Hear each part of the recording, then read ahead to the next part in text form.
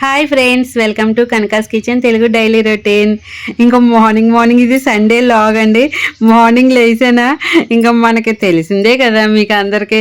ఇంకా తుడవడం స్టార్టింగ్ నుంచి మొత్తం పైనుంచి తుడుచుకుంటూ వచ్చేసాను. కానీ ఈరోజు వాటర్ వస్తున్నాయండి. పైకి మోటార్ అది వేసేసారు. అక్కడ డబ్బాలో వాటర్ పడుతున్నారనమాట. నేను తుడుస్తుంటే మా వారైతే వాటర్ చల్లేసారు. నేను ఇలాగా ముగ్గు అది వేసాను.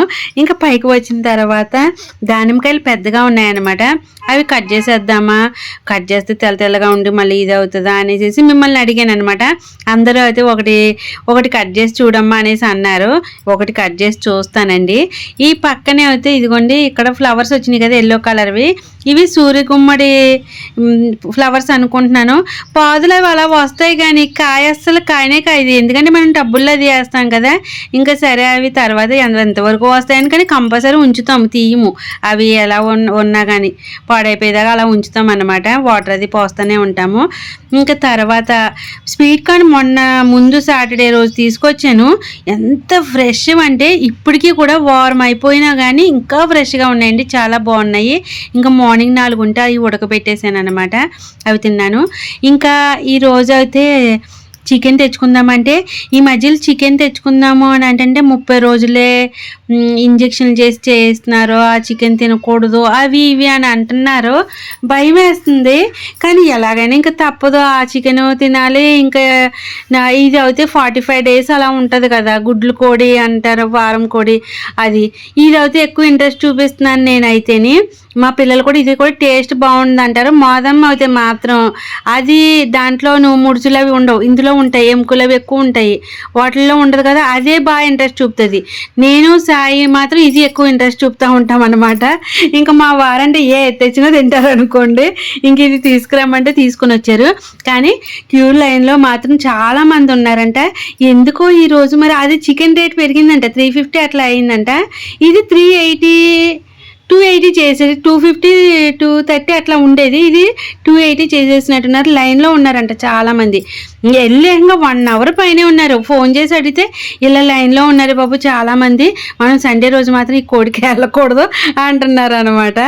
సరే అనుకున్నాను. ఇది తీసుకొచ్చారండి. ఇంకా అందులో ఎగ్స్ అవి వచ్చినవి.